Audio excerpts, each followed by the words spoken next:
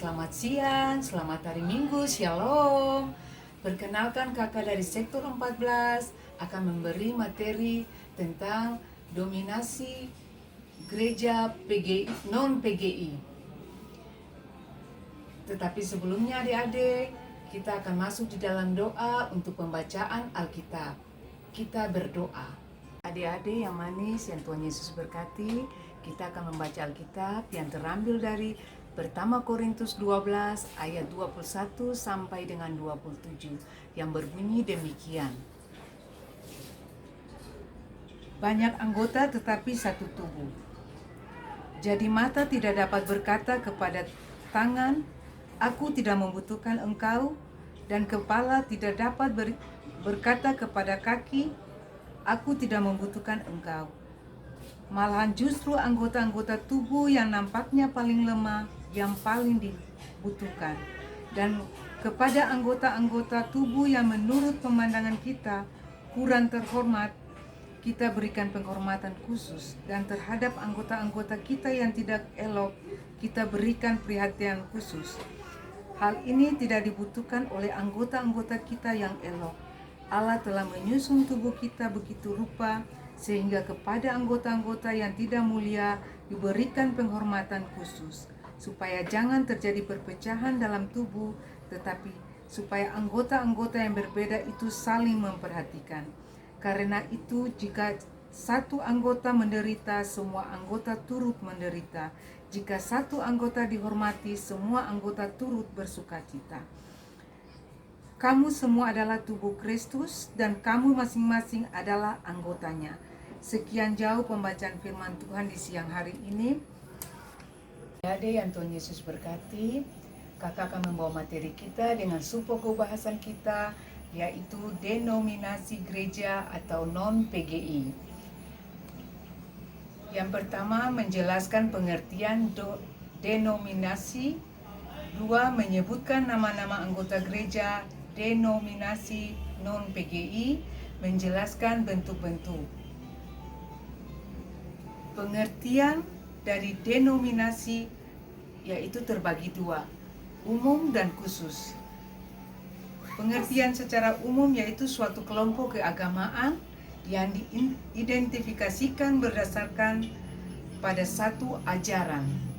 Sedangkan pengertian secara khusus yaitu sebuah kondisi atau kenyataan terjadi perpecahan. Adik yang Tuhan Yesus berkati, kakak pengasuh akan menerangkan bahwa munculnya berbagai macam denominasi gereja ini dilatar belakangi berbagai hal, antara lain besarnya atau luasnya daerah pelayanan kekristenan, pengaruh berbagai ajaran filsafat duniawi, kurang tegas dan ketatnya pengajaran Kristen sehingga menciptakan keinginan pribadi atau individu dalam aktivitas pelayanan Injil. Hal tersebut diantara dipakai sebagai alasan oleh para pelayan atau orang Kristen secara manusiawi dengan segala pemahaman yang berbeda-beda mengambil langkah atau keputusan untuk keluar dari gereja atau persekutuan induk dengan membentuk gereja atau mempersekutuan yang baru. Kondisi dan kenyataan inilah yang sering terjadi di mana antara anggota denominasi saling mengejek dan menjatuhkan dengan berbagai macam dan saling mengklaim dan membenarkan diri soal dogma atau ajaran dalam pandangan dan penafsiran masing-masing. Kalau dilihat dari sejarah Alkitab, tanda-tanda perpecahan tersebut mulai nampak. Dalam nas pembacaan kita, Rasul Paulus menasihati jemaat di Korintus untuk melihat persekutuan gereja atau orang percaya seperti tubuh manusia. Masing-masing anggota tubuh berbeda dengan fungsinya masing-masing, namun dalam satu kesatuan tubuh, sebab tidak mungkin masing-masing anggota ingin berdiri sendiri dan mau terpisah dari tubuh.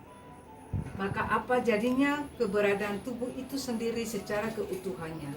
Itu sebabnya doa Tuhan Yesus yang terdapat dalam Yohanes 17 ayat 21 hendaknya menjadi spirit atau kekuatan untuk semua pelayan atau telok untuk melihat panggilan pelayanan misi pekebaran Injil bagi kemuliaan nama Tuhan dan bukan nama gereja atau hamba Tuhan.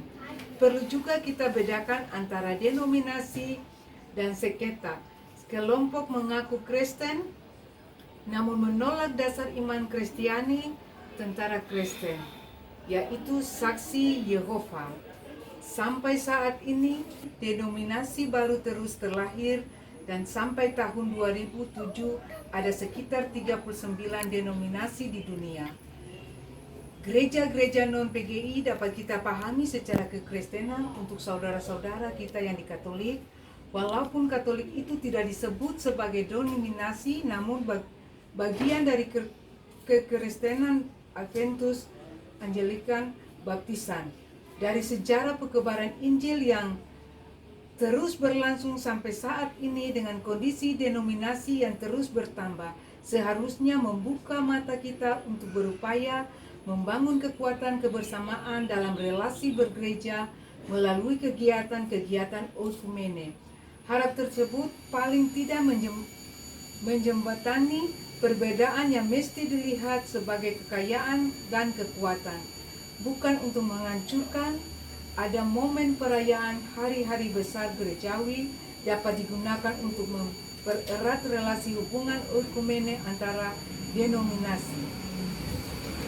Bagi anak-anak SMTPI, khususnya untuk jemaat BTL, mesti memperkuat basis pelayanan bagi anak-anak kita, memperkuat ajaran atau dogma bagi mereka, khusus soal baptisan ulang, sebab terbanyak kali gerakan denominasi aliran karismatik kuat di kalangan para remaja dan pemuda. Untuk itu, pentingnya peran orang tua, para pengasuh dan para pelayan secara menyeluruh.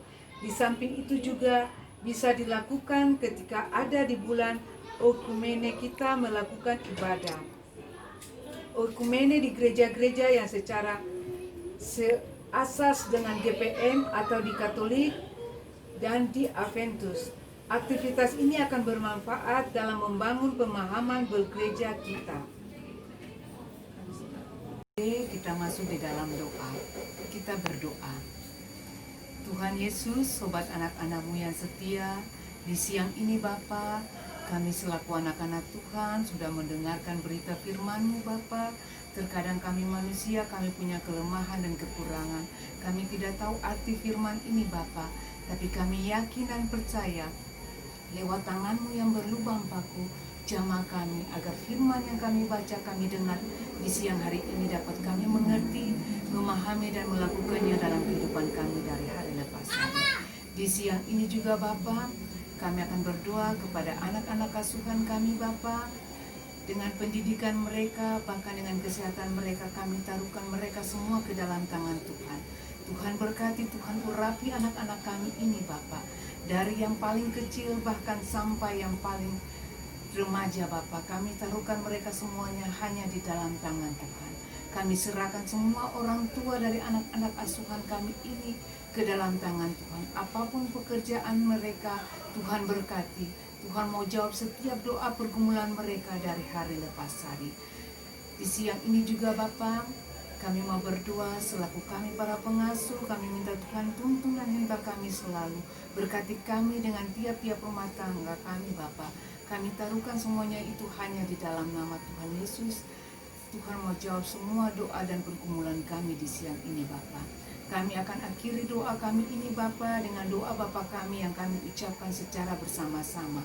Bapa kami yang ada di surga, dikuduskanlah nama-Mu, datanglah kerajaan-Mu, jadilah kehendak-Mu di bumi seperti di surga.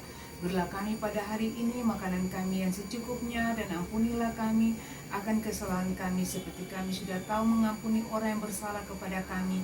Dan janganlah membawa kami ke dalam pencobaan, tetapi lepaskanlah kami daripada yang jahat, karena Engkau yang punya kerajaan dan kuasa dan kemuliaan sampai selama-lamanya. Amin.